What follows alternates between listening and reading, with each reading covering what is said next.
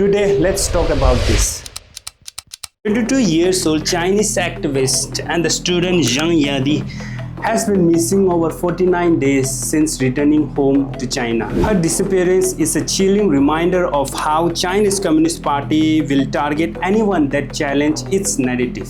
The Chinese Communist Party is crushing freedom across the different communities: Tibetan, Uyghur, Hong Kongers, Taiwanese, Southern Mongolia, even Chinese democracy activists like Zhang Yadi. Tibetans are fighting for their homeland. Uyghurs are locked in internment camps. Hong Kongers are losing their freedoms. Southern Mongolian face cultural erasure. Taiwan defends its sovereignty every single day. And inside China, democracy advocates are jailed just for speaking out. These are not isolated struggles. These are one struggles against dictatorship, against the silence of entire people and its community. When each groups fight alone, the world barely hears. But when we rise together across the borders and culture, that's what racist China is about. A global alliance. Tibetan, Uyghur, Hong Kongers, Southern Mongolia, Taiwan's Chinese democracy advocates.